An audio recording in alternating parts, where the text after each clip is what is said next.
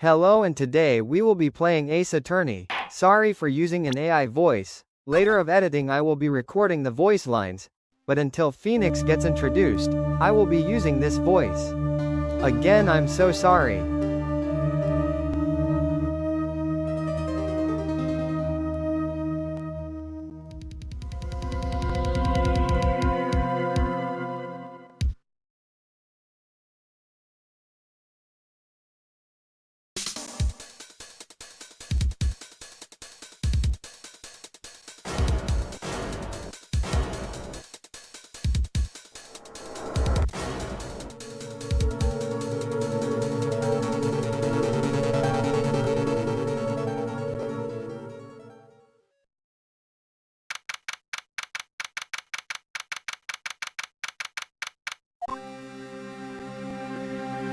Boy, am I nervous. Right.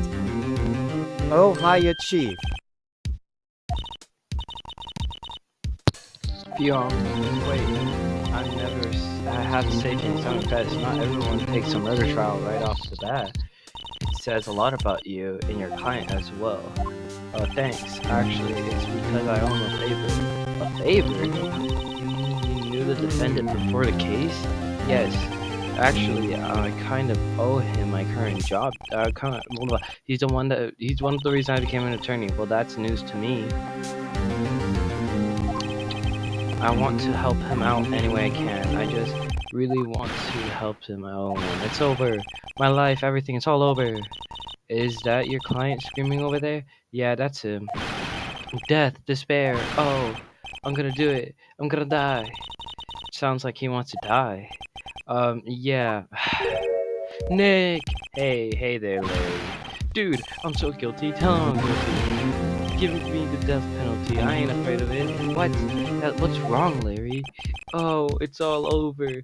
I'm finished. I can't live in a world without her. I can't. Who took her away from me, Nick? Who did this? Oh, Nick, you gotta tell me. Who took my baby away? That person was responsible for your girlfriend's death. Oh, the person responsible for your girlfriend's death. The newspaper says it was you.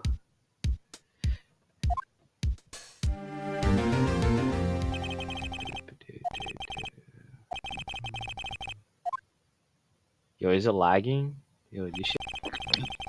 A young woman was killed at the apartment. The guy was arrested was the unlucky sap dating her, Larry Butts, my best friend since grade school. Our school had a saying: when something smells, it's usually the butts. In the 23 years I've known him, it's usually been true. He has a knack for getting himself in trouble. One thing I can say though, it's usually not his fault. He just has terrible luck. But I know better than anyone that he's a good guy at heart. And I owe him one, which is why I took him on this case, and that's what I'm gonna try to do.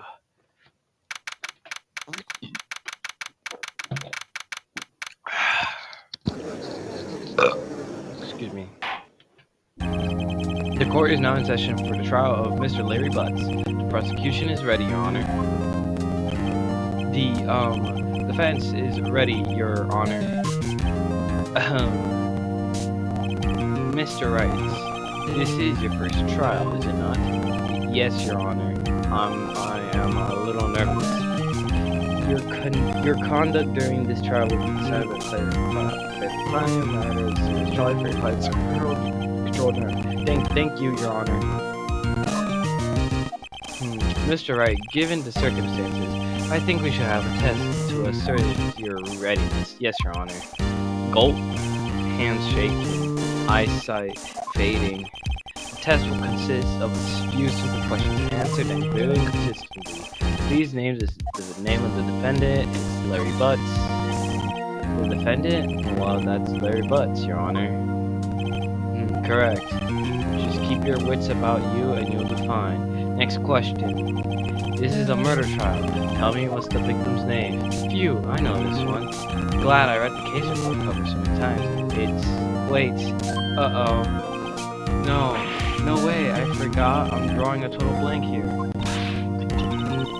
Phoenix, are you absolutely sure you're up to this? You don't even know the victim's name. Oh, the victim? Oh, of course I know the victim's name. I just forgot temporarily. I think I feel a migraine coming on. Look, the defendant's name is listed in court records. Just touch the court records button to check it at any time. Remember to check it often. Do it for me, please. I'm begging you. Let's hear your answer. Who's the victim's name in this case? Cinder Block. Cindy Stone. The victim's name is Cindy Stone. Correct. Now tell me, what was the cause of death? She died because she was hit with a blunt object. She was struck once with a blunt object. Correct. You've answered all my questions. I see no reason why we shouldn't proceed. You seem much more relaxed, Mr. Wright. Good for you. Thank you, Your Honor. Because I don't feel relaxed, that's for sure. Well then, first a question for the prosecution, Mr. Payne. Yes, Your Honor? As Mr. Wright just told us, the victim was struck with a blunt object. Would you explain to the court just what that object was? The murder weapon was a statue of the Thinker. The Thunker. It was found lying on the floor next to the victim. I see. The court accepts it into evidence. Statue added to the court record. Okay. Right. Be sure to pay attention to any evidence added during the trial. That evidence is the only ammunition you have in the court. Touch the court record button to check the court record frequently. Mr. Payne, the prosecution may call its first witness. The prosecution calls the defendant Mr. Butts to the stand. Actually, you can't do that. Chief, what do I do now? Pay attention. You don't want to miss any information that might help your client's case. You get your chance to respond to the prosecution's later, so be ready. Just hope he doesn't say anything unfortunate. Uh-oh. Larry gets excited easily. This could be bad. Actually, you can't call the defendant up. That's actually not allowed. Mr. Butts, is it not true that the victim had recently dumped you? Hey, watch it, buddy! We were gay together. We were romantically. Didn't they all die? I wasn't dumped. She just wasn't taking my phone calls or seeing me ever. What is it to you anyway? Mr. Butts, what do you describe as generally what we done? In fact, she had completely abandoned you and was seeing other men. She had just returned from overseas with one of them the day before the murder. What do you mean, one of them? Lies! All of it! Lies! I don't believe a word of it! Your Honor, the victim's passport. According to this, she was in Paris the day before she died. Your Honor, who was in Paris? Bump bump. Don't okay. Excuse me, Your Honor, who was in Paris? Indeed, she appears to have returned the day before the murder. Dude, no way. The victim was a model, but did not have a large income. It appears she had several sugar daddies. Daddies? Sugar? Daddies. Yes, older men who gave her money and gifts. She took their money and used it to support her lifestyle. Dude, you can clearly see what kind of woman this Miss Stone it was. Tell me, Mr. Butts, what do you think of her now? Right? I don't think you want him to answer that question. Yeah, Larry has a way of running his mouth in all the wrong directions. Should I wait and see what happens? Nah, I don't wanna. My client had no idea the victim was seeing other men. That question is irrelevant to the case. Ooh, dude, Nick, what do you mean irrelevant? That cheating sheepdog. I'm gonna die. I'm just gonna drop dead. Yeah, when I meet her in the afterlife, I'm going to get to the bottom of this. Wow. Let's continue with the trial, shall we? I believe the accused's motive is clear to everyone. Yes, quite. Oh boy, this is not looking good. Next question. You went to the victim's apartment on the day of the murder, did you not? Well, did you or did you not? Well, maybe I did, and maybe I didn't. So smart. He went. What did I do? Nah, I can't have him on her hands, honestly. I'll send him a signal. Lie, like a dog. Well, see, it's like this. I don't remember. You don't remember? Well then, we'll just have to remind you. I have a bad feeling about this. We have a witness that can prove he did go to the victim's apartment that day. Well, that simplifies matters. Who is your witness? The man who found the victim's body just before making the gruesome discovery. He saw the defendant fleeing the scene of the crime. Order! Order in the court! Mr. Payne, the prosecution may call its witness. Yes, Your Honor. This is bad. On the day of the murder, my witness was selling newspapers at the victim's building. Please bring Mr. Frank Sawit to the stands. Sawit. Oh, Sawit. Mr. Sawit, you sell newspaper subscriptions, is this correct? Oh yes, newspapers, yes. Excuse me. Mr. Sawit, you may proceed with your testimony. Please tell the court what you saw on the day of the murder.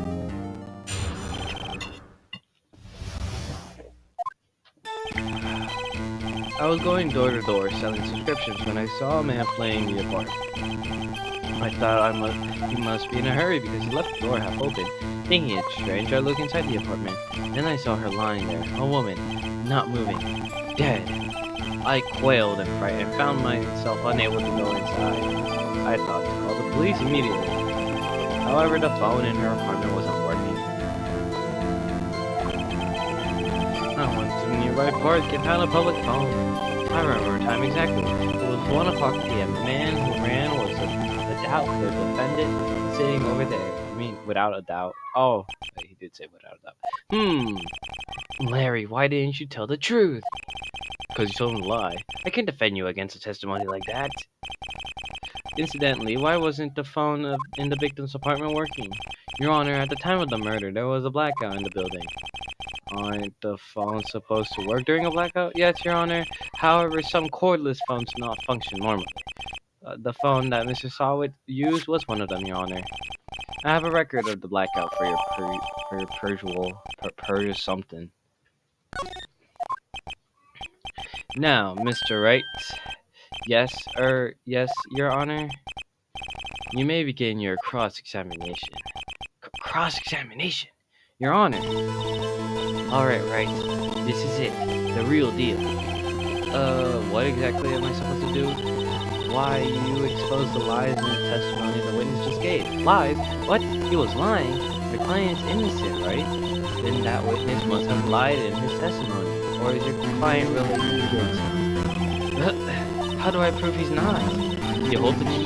It's in the evidence. Compare the witness testimony to the evidence at hand. Then there's bound to be a contradiction. First, find contradictions between the court records and the witness testimony. Then, once you have found the contradiction in the evidence, present it and rub it in the witness' face. Okay. Touch the court records button, point out any contradictions in the testimony.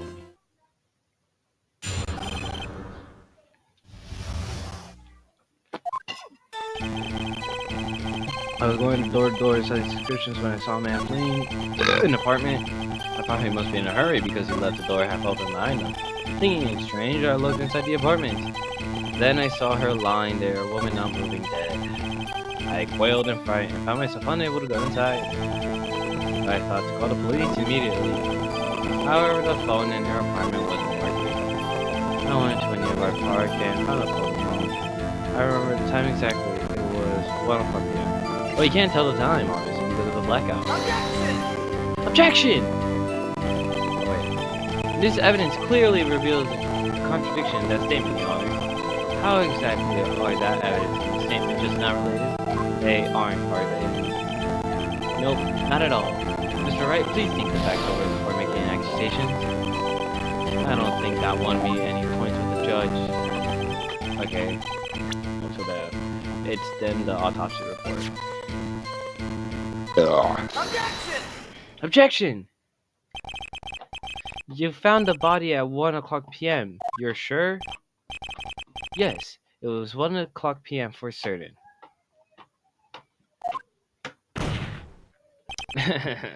Frankly, I find that hard to believe. Your statement directly contradicts the autopsy reports. The autopsy notes the time of death at sometime after 4. There was nobody no body to find it at 1 o'clock p.m. How do you explain this 3-hour gap? Objection! This is trivial. The witness merely forgot the time. After his testimony, I find that hard to believe. Mr. Solid, why were you so certain that you found the body at 1 o'clock p.m.? Gee, that's a really good question. Great job, right? Way to put him on the spot. That's all you have to do. Point out the contradictions. Lies always beget more lies. See through one and their whole story falls apart. Wait, I remember now. Would you care to give your testimony again? Witness testimony. You see, when I found the body, I heard the first time. It was a voice saying the time. It was probably coming from the television. Oh, but it was 3 hours off, wasn't it? I guess the victim must have been watching a video of a tape program. That's why I thought it was 1 o'clock p.m. Terribly sorry about the misunderstanding. I see. You heard a voice saying the time on a tape program. Mr. Wright, you may cross-examine the witness. Right, you know what to do. I've got this one.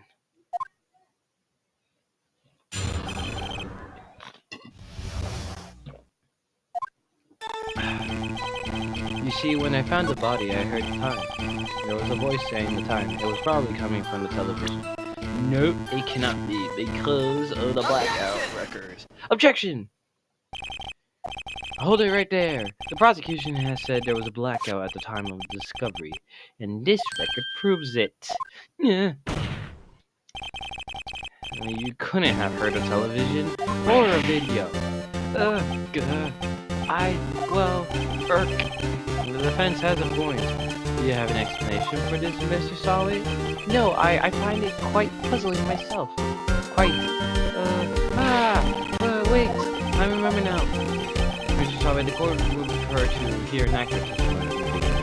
These constant corrections are harming your credibility. That, and you seem rather distraught. My apologies, Your Honor.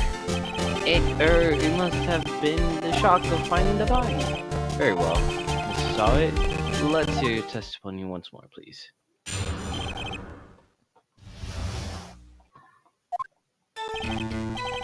Actually, I didn't hear at the time. I saw it. There was a table clock in the apartment, wasn't there? Yeah, the murder weapon. The killer used it to hit the victim. That must have been what I saw. You saw a clock. I guess that would explain it. The defense may cross-examine the witness. Gladly.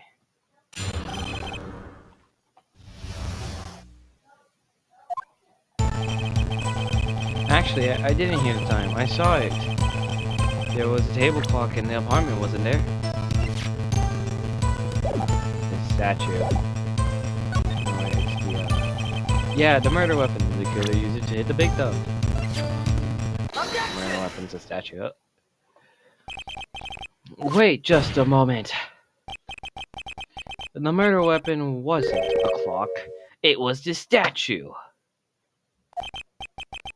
Now, how is this supposed to be a clock? What? You, with your objections and your evidence, just who do you think you are? I'm Phoenix Wright, bitch. Just answer the question, Mr. Solid. Hey, I saw it there, okay? That's a clock. Oh, Solid. Oh, God. Your Honor, if I may. Yes, Mr. Payne? As the witness stated, this statue is indeed a clock. The neck is the switch. You just tilt it and it says the time out loud. As it doesn't look like a clock, I submitted it as a statue. My apologies. I see. So the murder weapon wasn't a clock after all. Well, Mr. Wright, it appears that the witness' testimony was correct. This is a clock. Do you have any problem with this testimony now? Yes. Your Honor, there is a gaping hole in the witness' testimony. The only way he could have known that weapon was a clock is to hold it in his hand. testified that he never entered the apartment. Clearly, a contradiction. Indeed. The witness knew it was a clock because he went into the apartment. He killed her.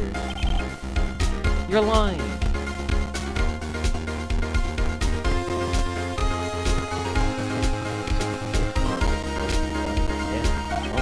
Oh wait, you were inside the apartment on the day of the murder.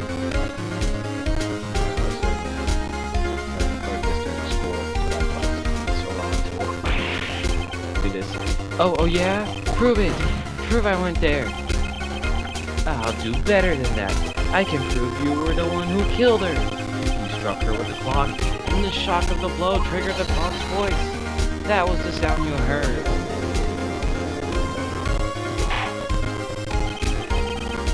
Order in the court. Intriguing. Please continue, Mr. Wright. Yes, Your Honor.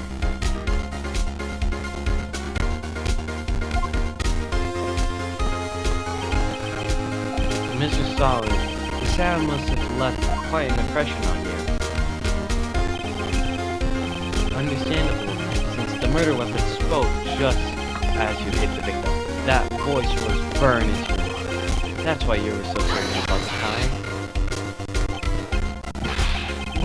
What's that? What's the meaning of this? This is all baseless conjecture. Baseless? Just look at the witness face. Your Honor, I call bullshit. Nigga. Oh, crap. Would the witness care to elaborate?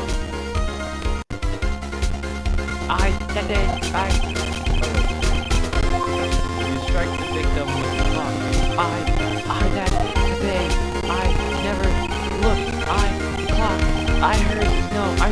saw.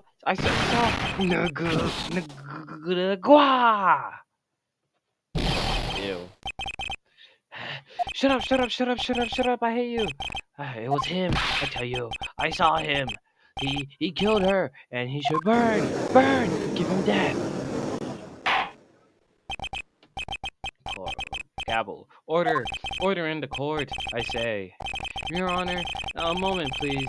There is a set of evidence supporting the defense claims. Mr. Wright, Your Honor, you claim the sound the witness heard came from the clock. Do you have any evidence? The whole case is riding on this, just like Mia was on my dick. Yes, Your Honor. The sound Mr. Sawyer heard was definitely this clock. A fact which is clear if you simply just try sounding the clock. Let's sound the clock now, here in this court. Your Honor, may I have the clock? I ask the court to listen very carefully. Beep. I think it's 8:45. That certainly is a strange way to announce the time. Well, he is the thinker, after all. So, we've heard the clock. What are your conclusions, right? Mr. Payne, can you tell me what time it is now?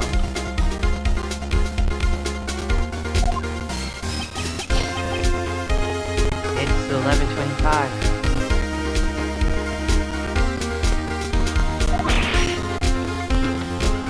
Back!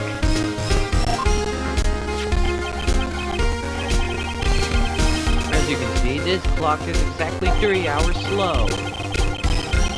Precisely the discrepancy between that and Mr. Sawyer and the cause of death. So, Mr. Sawyer, try to talk your way out of this one.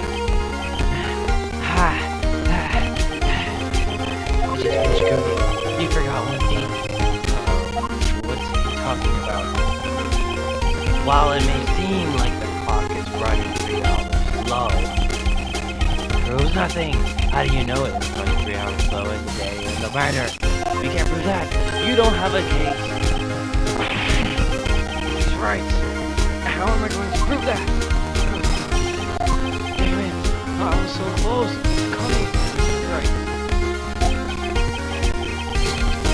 It seems you lack evidence to support your claim. Yes, Your Honor. God. This means I cannot let you indict the witness. Okay, and Your Honor, I call bullshit. Your Honor, I just call bullshit. unfortunately.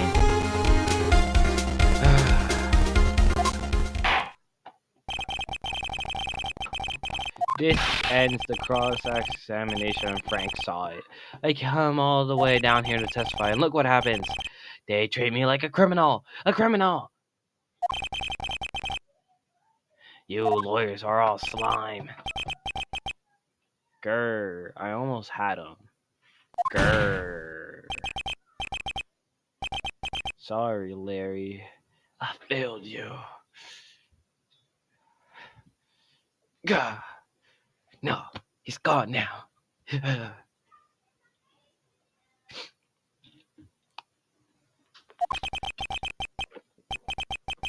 There's nothing I can do about it now. Excuse me. Not so fast, sorry. Mia, I mean, Chief. Listen up, right?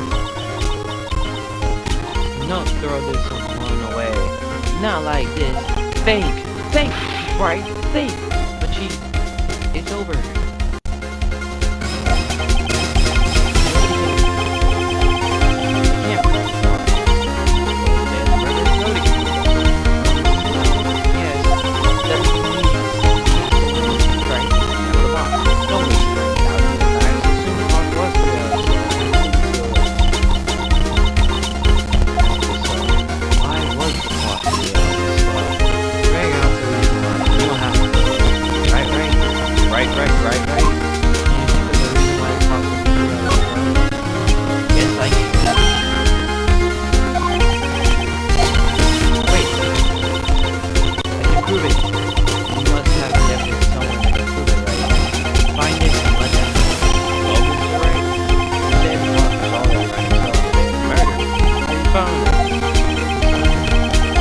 Of course. There's a piece of evidence with 4 records that can prove my claim beyond a doubt.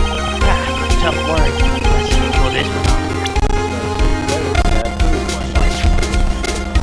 Take that! Because, Your Honor, who was a terrorist? The victim has returned from Las Vegas. It's not right, Your Honor. No, time here in Paris is 9 hours.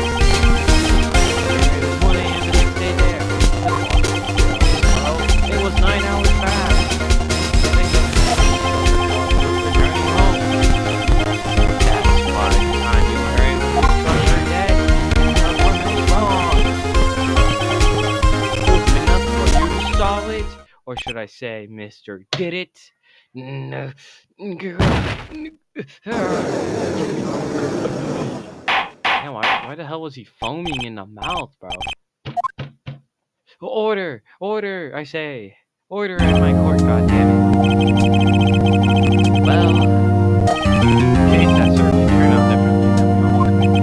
Mr. Payne? Here, he was arrested. Very well. Mr. Wright? Mr. Carter?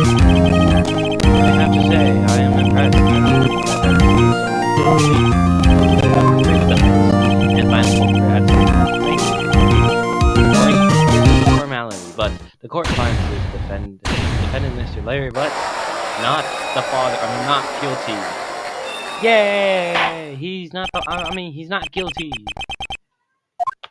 And with that, the court is adjourned. What about the jury? It turns out that Frank Sawyer was a common burglar. He posed as a newspaper salesman to check whenever the house that day. When Larry went to her apartment, the victim wasn't home, and he left. Mr. Sawyer let himself in to do his dirty work. While he was searching her place, the victim returned. Flustered, Mr. Sawyer grabbed the nearest blunt object he could find.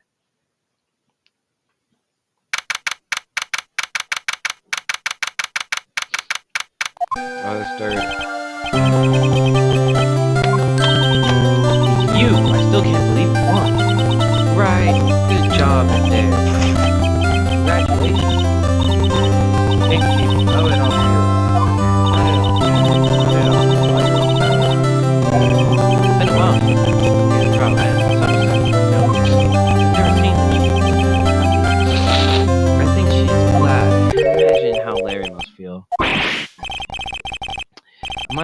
over. Larry, you're supposed to be happy. What's wrong now?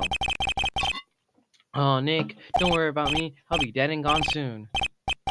Good. Wait, no, I mean bad boy. Larry, you're innocent. The case is closed. But my Cindy Windy's gone, man. Gone forever. Maybe she was a whore! Congratulations, Harry.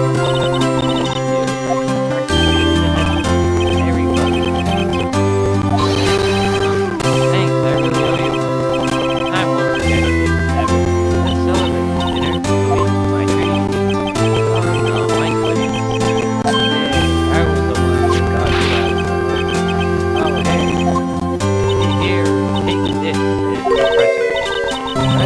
What? Me? Wait, what's the evidence now? Actually, I made this clock for her. I made one for her and one for me.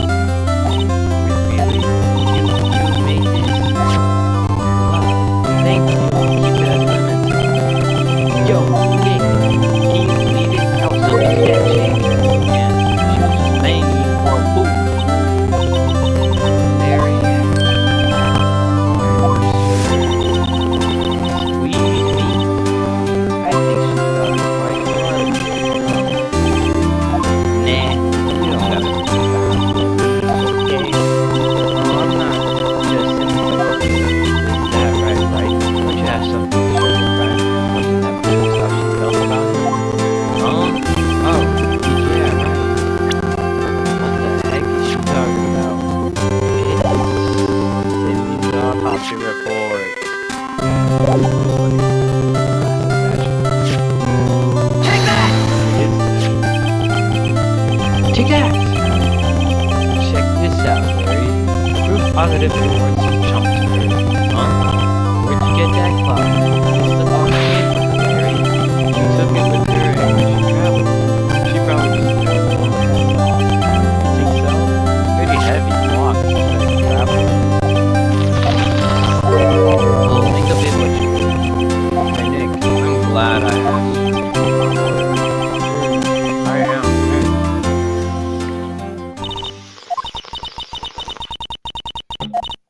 Right? I hope you see the importance of evidence now. Also, hopefully you realize things change depending on the way you look at them. People too. We never really know if our clients are guilty or innocent. All we can do is believe them. In order to believe in them, you have to believe in yourself. Right. Listen, learn, grow strong. Never let go of what you believe. Never. Well, I think our work here is done. Shall we be honest? Yeah, I guess I would say, how's dinner?